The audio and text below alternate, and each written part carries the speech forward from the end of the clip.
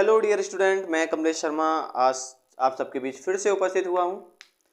आज मैं बेटा आप सबके बीच में जो है ना ऑब्जेक्टिव टाइप क्वेश्चंस लेकर आया हूं, जो इस बार बोर्ड की दृष्टि से बहुत ही इंपॉर्टेंट है। और बेटा मैं आपको गारंटी में लिखित में कह सकता हूं कि इस बार जो आपका ऑब्जेक्टिव क्वेश्चन आएगा वो यहीं से आएगा।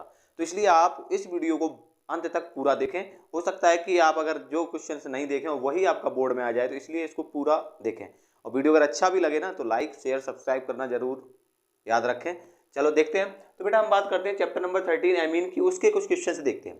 तो पहला है आपका बेटा, निम्नांकित में सर्वाधिक क्षारीय कौन है, सबसे ज्यादा कौन सा इसमें क्षारीय है। तो बेटा देखो एक बात तो हम कर देते हैं कि जो डी लिखा है ना ये C6H5NH2, ये तो सबसे ज्यादा इनमें से नहीं हो सकता। क्यों नहीं हो सकता बेटा, उसका भी रीजन है कि बेटा ये आपका एरोमेटिक एमीन है, और एरोमेटिक एमीन जो है ना वो एलिफेटिक एमीन से क्या होता है, कम क्षारीय होता है। तो इसका मतलब ऑप्शन नंबर डी तो नहीं है। अब आपके ऑप्शन कौन से बचे, ए बी और सी। तो ए बी और सी में एक चीज कॉमन है कि बेटा क्या, इसमें भी मैथिल है, इसमें भी मैथिल है और इसमें भी मैथिल है। तो बेटा जब एमीन में मैथिल और एथिल हो ना, मैथिल और एथिल समूह हो, तो आप सबसे ज्यादा के लिए किसको टेक करोगे, सबसे ज्यादा के लिए आप द्वितीयक एमीन को करोगे। तो इसका मतलब है इसमें सबसे ज्यादा अगर कोई क्षारीय है तो बेटा वो कौन सा है आपका, वो है आपका द्वितीयक एमीन। अब हम नेक्स्ट क्वेश्चन की ओर चलते हैं बेटा। नेक्स्ट क्वेश्चन में क्या लिखा है आपका, नेक्स्ट क्वेश्चन में है बेटा आपका कि जो हिंसवर्ग अभिकर्मक है क्या है, इनमें से कौन सा है, बेंजीन सल्फोनिल क्लोराइड है या बेंजीन सल्फोनिल अम्ल है या बेंजीन सल्फोनेमाइड है या फिर फेनिल आइसोसाइनाइड है, इनमें से आपका कौन सा हिंसवर्ग अभिकर्मक है। तो बेटा देखो आपको हम बता दें हिंसवर्ग अभिकर्मक क्या होता है बेटा, जो आपका एरिल सल्फोनिल क्लोराइड होता है ना, यानी कि जब बेंजीन रिंग पर SO अगर COCl जोड़ दें हम, तो इसको हम कहते हैं बेटा बेंजीन सल्फोनिल क्लोराइड, जो कि आपका क्या बेटा, जो कि आपका हिंस वर्ग अभिकर्मक है। तो इसका मतलब है इसके लिए आपका ऑप्शन क्या होगा बेटा, फर्स्ट ऑप्शन होगा। अब देखो बेटा नेक्स्ट क्वेश्चन की ओर चलते हैं। नेक्स्ट क्वेश्चन है बेटा C3H9N प्रदर्शित नहीं करता। मतलब C3H9 क्या चीज प्रदर्शित नहीं करता, इसमें वो प्राथमिक एमीन नहीं बनाता, क्या वो चतुष्क लवण नहीं बनाता, क्या वो तृतीयक एमीन नहीं बनाता, क्या बेटा वो द्वितीयक एमीन नहीं बनाता। चलो तो हम देखते हैं, स्टार्ट करते हैं। तो क्या हो जाएगा बेटा, अगर हम इसकी बात करें, क्या देखो ये प्राथमिक एमीन बनाता है या नहीं बनाता। तो देखो बेटा CH3 CH2 CH2 और NH2, देखो बेटा 1 2 3 कार्बन तो 3 हो गए, नाइट्रोजन सॉरी हाइड्रोजन 9 काउंट करो, तो 3 2 5 2 7 और 2 9, हाइड्रोजन भी 9 हो गए और N 1, इसका मतलब ये प्राथमिक तो बना रहा है।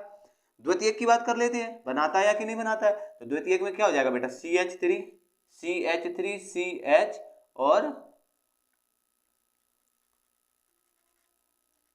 Sorry CH3 NH CH2 CH3।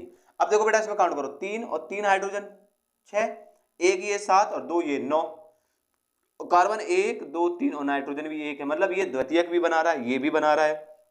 तृतीयक की बात करें तो तृतीयक तो बन ही जाएगा, देखो आप समझ गए CH3 CH3 CH3।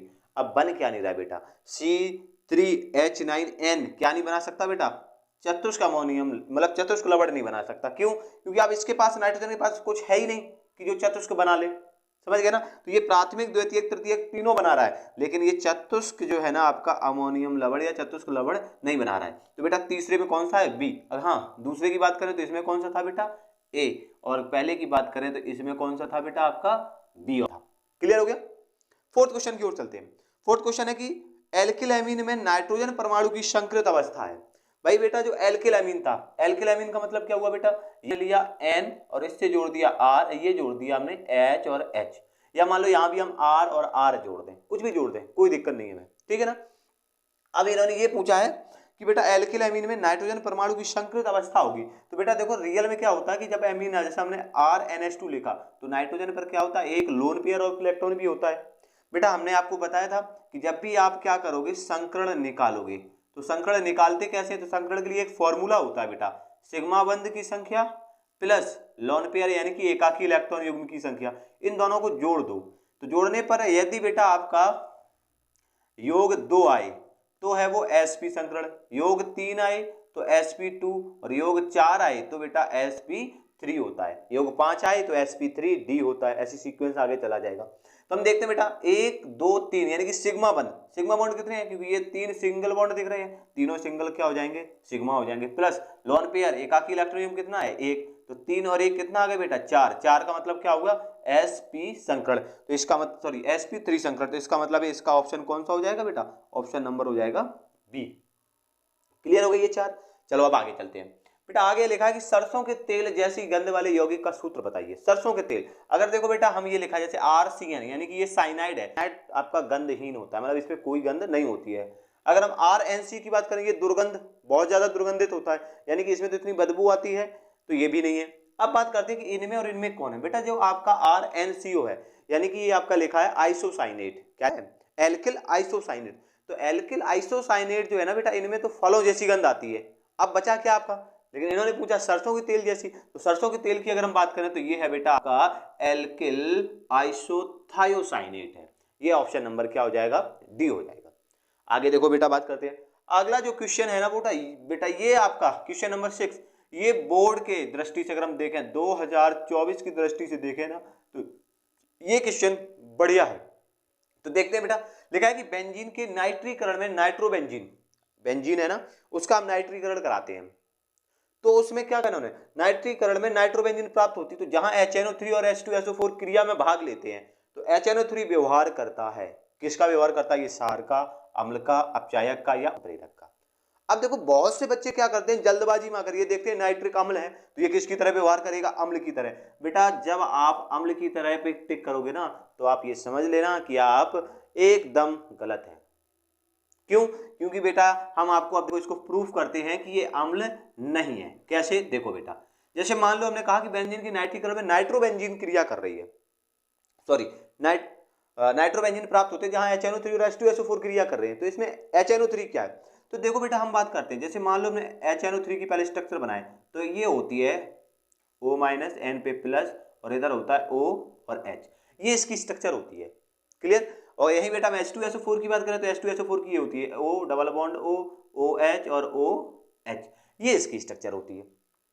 अब क्या हो जाएगा बेटा, अब हम बात करते हैं कि जो आपका, एक बार हम इनके ऑप्शन हटा देते हैं, फिर आपको बाद में लिख देंगे ऑप्शन। तो अब देखो बेटा क्या हो जाएगा, HNO3 की अगर हम बात करें,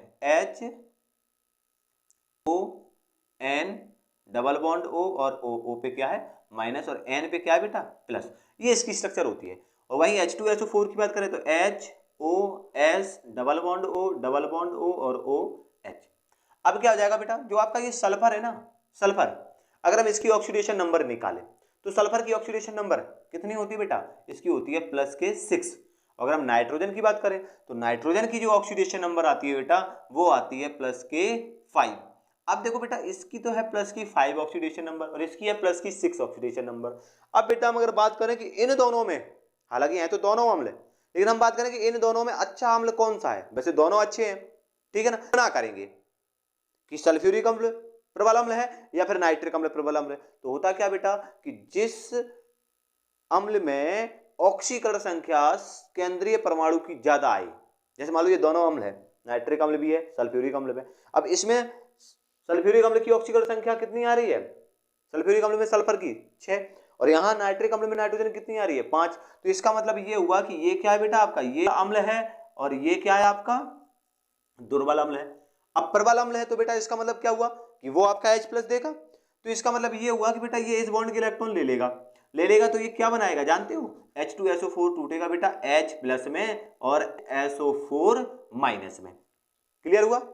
अब क्या होगा बेटा, अब हम बात करते हैं नाइट्रिक अम्ल की। नाइट्रिक अम्ल की थोड़ी सा हम इस प्रकार से दिखा देते हैं, ऑक्सीजन पर 2 lone pair H double bond O और O पे माइनस। अब हमने ये स्ट्रक्चर दिखाई, तो अब क्या होगा बेटा, ये जो आपका H प्लस है ना, इसको क्या करता है बेटा, नाइट्रिक अम्ल का जो ऑक्सीजन है वो अपना लोन पेयर ऑफ इलेक्ट्रॉन दे देता है। जब ये अपना लोन पेयर ऑफ इलेक्ट्रॉन देगा तो ये H प्लस क्या करता है बेटा, इसके साथ बॉन्ड बना लेता है इस प्रकार से H, और ऑक्सीजन पर आ जाता है प्लस चार्ज, यहाँ पर भी होता है क्या प्लस। अब क्या होगा बेटा, ऑक्सीजन क्या करेगा, इस बॉन्ड के इलेक्ट्रॉन ले लेगा तो ये H2O करके निकल गया, और बचा क्या बेटा, अब आपका NO2 प्लस बचा, ये NO2 प्लस बचता है। अब देखो बेटा क्या हो जाएगा, यही NO2 प्लस क्या होता है, बेंजीन रिंग पर जुड़ जाता है, जिससे क्या बनता है आपका नाइट्रोबेंजीन बनता है। तो बात ये आएगी बेटा, अब यहां से देखो आप, यहां पर नाइट्रिक अम्ल की ऑक्सीजन ने क्या किया है, H को एक्सेप्ट कर लिया, अर्थात H को लोन पेयर ऑफ इलेक्ट्रॉन दिए। तो बेटा आपको पता है कि जो यौगिक क्या करता है, किसी दूसरे यौगिक को इलेक्ट्रॉन युग्म देता है, वो किसकी तरह कार्य करता है, लुईस क्षार की तरह। किसकी तरह, लुईस क्षार की तरह। तो इसका मतलब ये हो जाएगा बेटा कि इसका जो आंसर होगा वो होगा ए नंबर, क्षार के समान, ना कि बेटा अम्ल के समान। आ गया होगा सभी को समझ में। सी आपका ऑप्शन था, उत्प्रेरक के समान। तो ये आप ऑप्शन अपने वापस से लिख लेना। तो इसका ऑप्शन क्या हो जाएगा बेटा, क्षार के समान। कैसे आया पता चल गया ना। इसको बहुत इंपॉर्टेंट क्वेश्चन है बेटा, बहुत अच्छे से समझना। नहीं आए तो वापस फिर से एक बार वीडियो को रिवर्स कर लेना, फिर समझ लेना कि समझना जरूर। अब आगे देखो बेटा, नेक्स्ट क्वेश्चन की बात करते हैं कि बेंजीन डाइएजोनियम क्लोराइड एक्स से क्रिया करके, अब एक्स यहाँ हेलोजन नहीं है, ये ऐसी है बेटा, ABCD नॉर्मल एक वर्ड दे दिया, ठीक है ना। एक्स से क्रिया करके एक रंजक देता है, तो अभिकारक एक्स है। तो देखो बेटा हम आपको बता दें कि आप एमीन वाले चैप्टर में देखना जाके, जहां कपलिंग रिएक्शन यानी कि युग्मन अभिक्रिया जहां बताई गई है। तो युग्मन अभिक्रिया में क्या है बेटा, युग्मन अभिक्रिया में केवल दो ही कंपाउंड है, एक तो बेंजीन डाइज़ोनियम क्लोराइड की क्रिया फिनॉल के साथ है जहां रंजक बनता है, या फिर एनिलीन है जहां रंजक बनता है। तो फिनॉल और एनिलीन यही दो हैं बेटा जो रंजक बनाते हैं। तो इसका मतलब है कि अपने इसमें कौन हो सकता है, तो इसमें देखो बेटा आपका ऑप्शन नंबर सी, इन्होंने एनिलीन दिया है C6H5NH2, इसका मतलब ये रहा आपका क्या, एक्स। क्लियर हो गया। चलो आगे हम बात करते हैं क्वेश्चन नंबर 8। क्वेश्चन नंबर 8 है बेटा, एसीटोनाइट्राइल का सूत्र है। एसीटोनाइट्राइल, एसीटोनाइट्राइल का मतलब क्या बेटा, एसीटो का मतलब समझते ही होगी, दो कार्बन, समझ गए ना। नाइट्राइल का मतलब क्या होता है, CN, मतलब आपको दो कार्बन विथ CN वाला देखना है। तो बेटा दो कार्बन में ही देखो, एक कार्बन तो सी का ही है और एक ये रहा। क्लियर है ना। जैसे अगर इसकी बात करेंगे तो यहाँ तीन कार्बन, इसकी बात करेंगे तो एक दो तीन, लेकिन यहाँ पर है क्या आपका दो कार्बन, तो यहाँ पर हो जाएगा आपका बेटा एसीटोनाइट्राइल का या मेथिल साइनाइड का। समझ रहे हैं ना। इसी का ये तो IUPAC नेम लिखा है, वैसे हम चाहें तो इसका सामान्य नाम बता दें, तो इसका सामान्य नाम क्या होता है बेटा, मेथिल साइनाइड। तो मेथिल साइनाइड का या एसीटोनाइट्राइल का सूत्र क्या है, तो बेटा वो क्या है आपका CH3CN। तब तक आप क्या करो, एक बार इसका स्क्रीनशॉट लो, फिर देखो बेटा नेक्स्ट क्वेश्चन पे चलते हैं। नेक्स्ट क्वेश्चन क्या है बेटा, अब वो देखते हैं। नेक्स्ट क्वेश्चन है बेटा कि मेथिल एमीन की टिल्डेन अभिकर्मक से क्रिया पर मुख्य उत्पाद का सूत्र होगा। अब इसको समझना बेटा, मेथिल एमीन ये आपका बेटा सॉल्यूशन है, इसको देखो यहाँ हल करते हैं। तो मेथिल एमीन होता है बेटा CH3CN, टिल्डेन अभिकर्मक होता है बेटा नाइट्रोसिल क्लोराइड, इसको हम क्या बोलते हैं बेटा, नाइट्रोसिल क्लोराइड। अगर इसके साथ हम रिएक्शन कराते हैं तो देखो भाई मुख्य उत्पाद क्या बनेगा, तो हम देखो बेटा आपको बता दें सॉरी, मेथिल एमीन होता है CH3NH2। अब देखो बेटा यहाँ से क्या होगा बेटा, ये वाला नाइट्रोजन और ये वाला नाइट्रोजन, पहले तो आप N2 निकालो, क्योंकि जब भी आपका बेटा मेथिल एमीन टिल्डेन अपकर्मक से क्रिया करता है तो बेटा नाइट्रोजन निकलती है। अब दूसरा देखो बेटा, यहाँ से एक H और यहाँ से एक Cl, क्या निकाल दो बेटा, HCl। तो यहाँ से देखो बेटा जब एक H निकल गया, यहाँ से Cl, तो क्या बचा, ये O बचा, यहाँ पर एक H बचा, ये O यहाँ जोड़ दो आके, तो बनेगा CH3OH। क्या बनेगा, CH3OH। इसका मतलब है आपका ऑप्शन नंबर कौन सा होगा बेटा, A होगा। क्लियर हुआ, समझ में आ गया विथ रिएक्शन। आगे लिखा बेटा, प्राथमिक एमीन तथा द्वितीयक एमीन में विभेद किया जा सकता है। प्राथमिक और द्वितीयक एमीन में क्या कर सकते हैं हम, विभेद कर सकते हैं। तो बेटा देखो लिखा हाफमान ब्रोमाइड अभिक्रिया से, या कार्बेल एमीन अभिक्रिया से, या बेटा सिर्फ अभिकर्मक द्वारा, या उपर्युक्त में से कोई नहीं। तो देखो बेटा इसके लिए आंसर होगा आपका कार्बेल एमीन अभिक्रिया। कैसे, देखो बेटा कि अगर हम RNH2, क्योंकि कार्बेल एमीन अभिक्रिया में क्या होता है बेटा, प्राइमरी एमीन की क्रिया किसके साथ कराते हैं हम, क्लोरोफॉर्म और बेटा KOH के साथ कराते हैं, तो हमें एक दुर्गंध युक्त पदार्थ आइसोसाइनाइड मिलता है। तो ये रिएक्शन केवल और केवल किस में देखने को मिलती है हमें, प्राइमरी में। हमने आपको नोट करके लिखवाया भी था, जो आपने अगर वीडियो देखा होगा, नहीं देखा है तो आप देख लेना। जो आपका टर्सरी और सेकेंडरी एमाइन जो है ना बेटा, ये नहीं देते। तो इसका मतलब है इसका आंसर क्या हो जाएगा, कार्बेल एमीन अभिक्रिया। आगे देखो, आगे लिखा बेटा C4H11N, क्या लिखा है बेटा, C4H11N में कितने प्राथमिक एमीन हो सकते हैं, इसको देखते हैं बेटा कितने हो सकते हैं। C4 का मतलब क्या हो जाएगा, देखो बेटा एक तो ये भी हल है, CH3 CH2 CH2 CH2 और NH2, एक सीधा सिंपल नॉर्मल श्रृंखला रखी। एक बार हम क्या करते हैं बेटा, CH3 इसका होल ट्वाइस कर देते हैं, CH2 NH2, दो हो गए। तीसरे में क्या करेंगे बेटा, हम CH3 का होल थ्राइस CnH2 लिख सकते हैं, तीन हो गया। अब देखो चौथा हो रहा है या नहीं हो रहा, चौथा भी हमारे हिसाब से हो रहा है, CH3 CH2 C, इधर जोड़ देते हैं बेटा CH3 CH और ये NH2। पांचवा तो होगा ही नहीं, तो इसका मतलब बेटा यही चार हो रहे हैं, तो इसका मतलब इसका आंसर क्या हो जाएगा बेटा, 4 हो जाएगा। कितना हो जाएगा, 4। बहुत से लोग क्या बेटा इसको भूल जाते हैं, भाई प्राथमिक में सीधा सीधा ये भी बना देते हैं, 2 श्रृंखला निकाल देते हैं, 3 निकाल देते हैं, लेकिन ये भी बेटा आपकी एक है, ठीक है ना। तो टोटल आपके कितने एमीन बना सकते हो आप, टोटल और टोटल बेटा आप कितने, 4 बना सकते हो। वो कौन से 4 हैं वो आपके स्क्रीन पे दिख रहे हैं, ठीक है ना। आगे चलते हैं, क्वेश्चन नंबर 12 की बात करते हैं। तो लिखा एन मैथिल एमिनोमेथेन का संरचना सूत्र है, एन मैथिल। अच्छा देखो बेटा, एन मैथिल के लिए चलते हैं बेटा, हम हल करते हैं। तो इन्होंने ये कहा है कि ये तो नहीं होगा, ये भी नहीं, हाँ ये हो सकता है, लेकिन यहाँ मैथेन ही बोला है, एक ही। इसको देखते हैं बेटा, सी को लिखा है बेटा CH3 NH और CH3, इसकी स्ट्रक्चर ये रहेगी। अब देखो बेटा एन से क्या जुड़ा है, मैथिल, तो इसके लिए क्या हो जाएगा बेटा, एन मैथिल, क्लियर हो गया। और ये क्या है, NH एमिनो, तो मैथिल एमिनो। CH3 नाइट्रोजन से जुड़ा था इसलिए एन मैथिल, NH के लिए एमिनो और CH3 के लिए क्या हो जाएगा बेटा, मैथेन। तो यही है आपका, यानी कि इसका ऑप्शन नंबर क्या हो जाएगा बेटा, इसका ऑप्शन नंबर हो जाएगा सी। 4th नंबर देखते बेटा, निम्न में कौन सी अभिक्रिया एमीन नहीं बनाती, कौन सी अभिक्रिया एमीन नहीं बनाती। देखो बेटा इसकी क्रिया कराते हैं, तो यहाँ पर देखो बेटा क्या हो जाएगा, RX NH3, तो यहाँ से एक X और ये H, तो क्या निकलेगा बेटा, HX निकलेगा, HX निकलेगा, तो यहाँ तो RNH2 बन रहा है। चलो यहाँ देखते हैं बेटा, यहाँ सोडियम और अल्कोहल द्वारा अपचयन हो रहा है, तो इसका मतलब ये बॉन्ड टूटेगा, ये बॉन्ड टूटेगा, तो इस कार्बन की एक वैलेंसी, इस कार्बन की भी एक नाइट्रोजन की भी एक वैलेंसी कम हो जाएगी, सॉरी अपचयन है ना, तो यहाँ पर बनेगा CH2 NH2।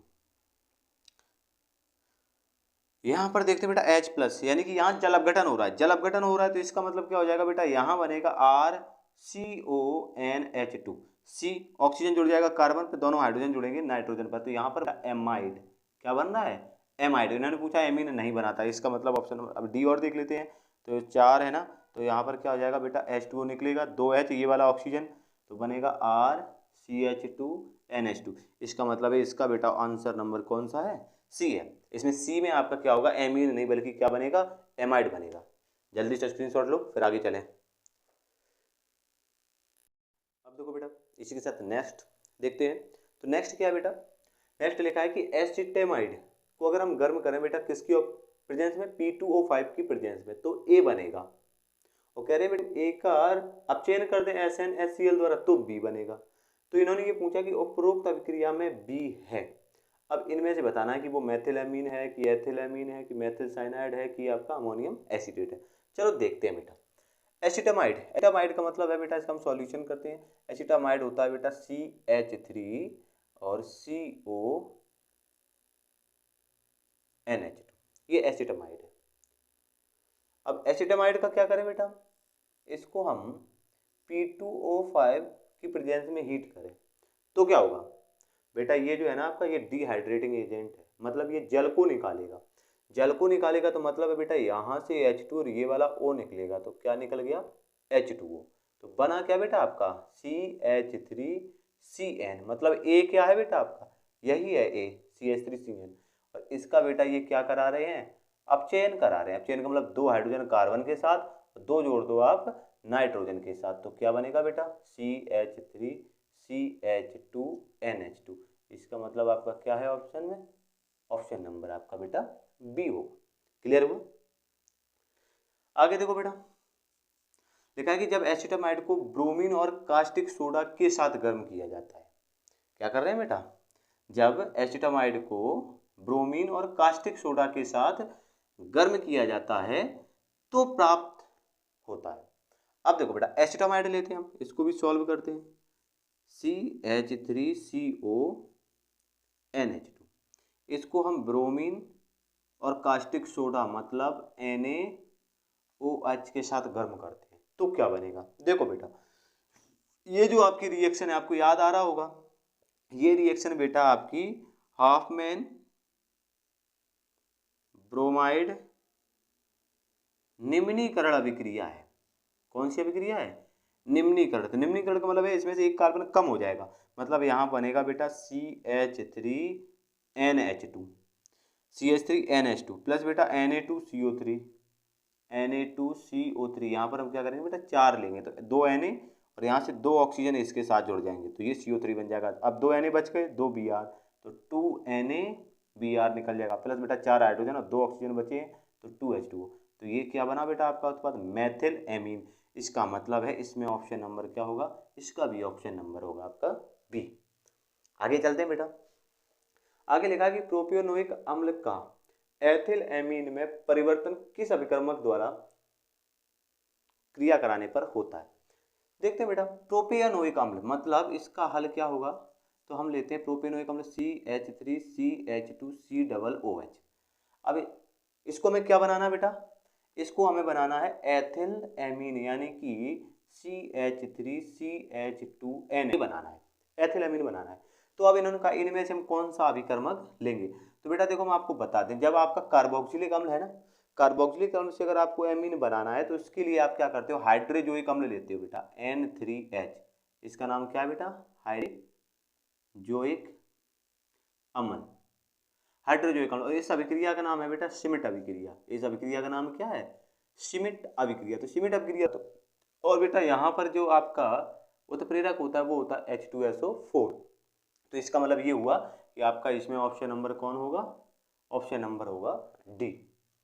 नेक्स्ट देखते हैं बेटा, लिखा है कि हॉफमैन विधि से एलिफेटिक निम्न अभिकर्मक से बनाई जाती है। देखो बेटा, यहाँ पर हमने बताया था हॉफमैन ब्रोमाइड निम्नीकरण अभिक्रिया, ये हॉफमैन विधि है। हॉफमैन विधि क्या है बेटा, देखो हम आपको बता दें, इसमें क्या होता है, एल्किल हैलाइड क्या करते हैं, अमोनिया के साथ गर्म करते हैं। तो बेटा यहाँ से HX, एक हाइड्रोजन निकल जाता है और प्राइमरी एमीन बनता है। ये है बेटा आपकी हॉफमैन विधि। तो इसका मतलब एल्किल हैलाइड और अमोनिया आपको लेनी होती है। तो इसका मतलब है इसमें आपका कौन सा ऑप्शन होगा बेटा, इसमें ऑप्शन होगा आपका बी। तो इसमें भी बी था, इसमें भी बी था, इसमें भी बी था, केवल इसमें आपका क्या था, डी था। जल्दी से स्क्रीनशॉट लो।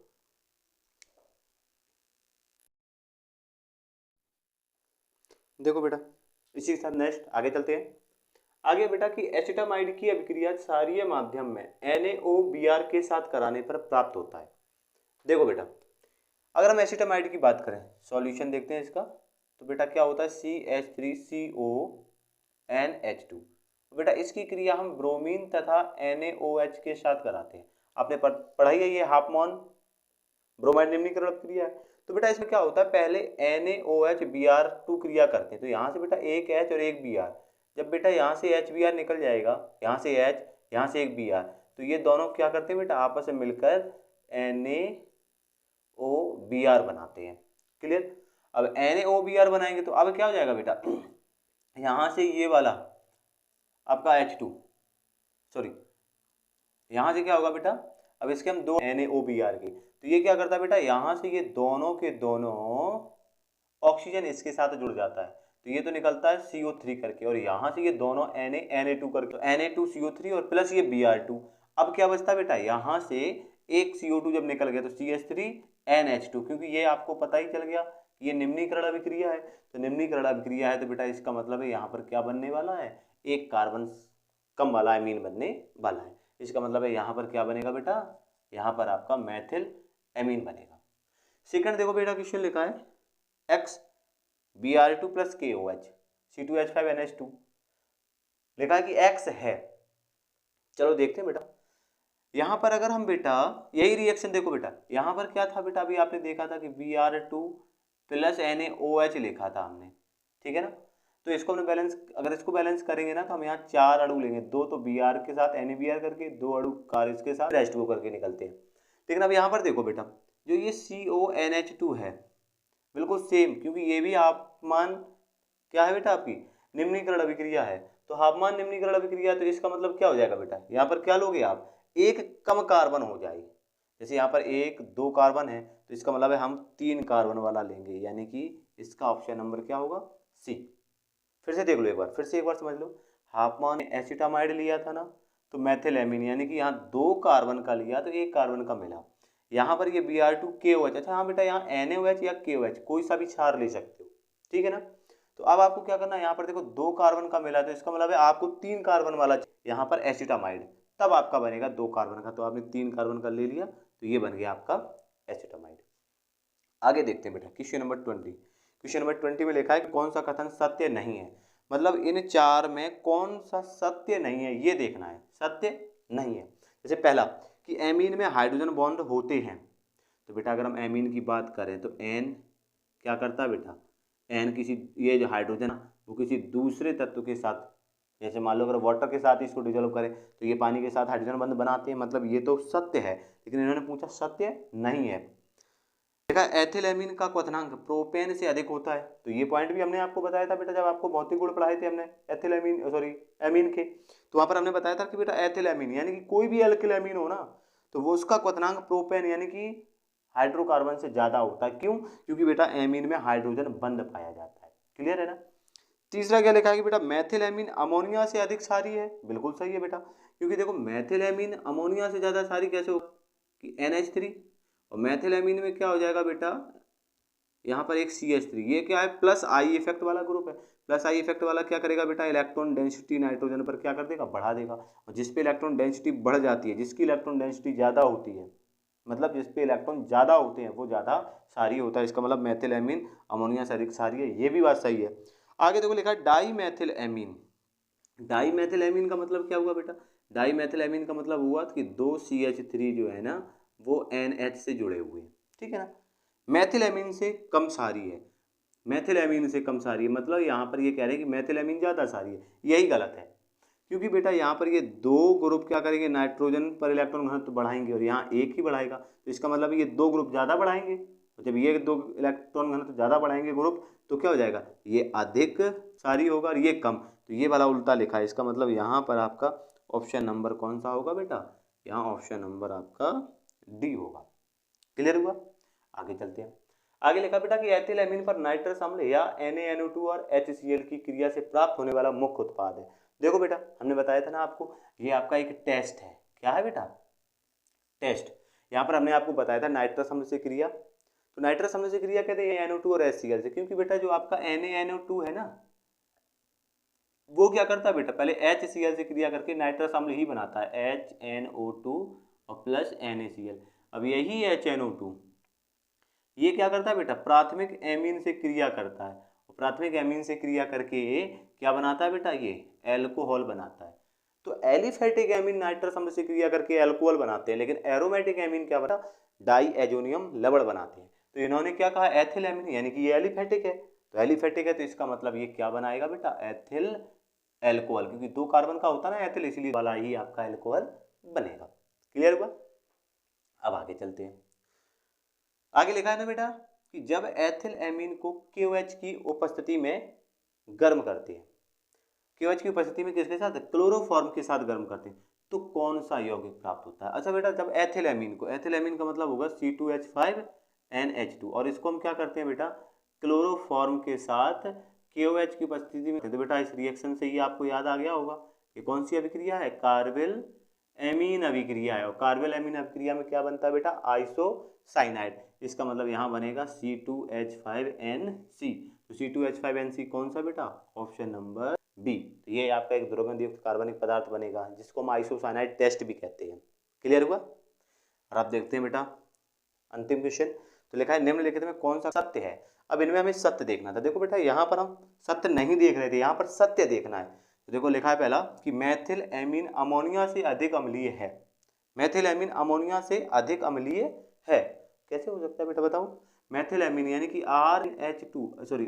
CH3NH2, तो ये क्या करेगा बेटा, नाइट्रोजन की ओर इलेक्ट्रॉन पुश करेगा, इसका मतलब नाइट्रोजन पर इलेक्ट्रॉन घनत्व तो ज़्यादा है, तो इसका मतलब ये हुआ कि मैथिल एमीन तो ज़्यादा क्षारीय है, लेकिन इन्होंने ये कहा है कि ज़्यादा अम्लीय है, तो इसका मतलब है कि ये कथन सत्य नहीं है। चलो दूसरे की ओर चलते हैं। दूसरा लिखा है कि मैथिल एमीन अमोनिया से कम क्षारीय है, वही बात आ गई बेटा, जबकि है क्या कि मैथिल एमीन अमोनिया से ज़्यादा क्षारीय, अभी ये पॉइंट बताया। थर्ड लिखा है कि मेथिलामीन अमोनिया से अधिक क्षारीय है। ये बात सही है, लेकिन हम चौथी एक बार और चेक कर लेते हैं कि मेथिलामीन क्षार के साथ क्रिया करके लवण बनाएगी। बेटा देखो मेथिलामीन क्या है, ये भी क्षार है, और ये क्षार के साथ क्रिया क्यों करेगी, क्षार क्षार के साथ रिएक्शन नहीं करेगी। तो इसका मतलब है इसका ऑप्शन नंबर कौन सा सही है बेटा, इसका ऑप्शन नंबर सी वाला सही है। तो ये थे बेटा आपके कुछ इंपॉर्टेंट ऑब्जेक्टिव क्वेश्चंस। तो बेटा आप इनको अच्छे से देखें। अगर वीडियो पसंद आया हो तो बेटा आप लाइक सब्सक्राइब जरूर करें और ज़्यादा से ज़्यादा दोस्तों को शेयर भी करें ताकि उन तक ये क्वेश्चन पहुंच जाए। धन्यवाद।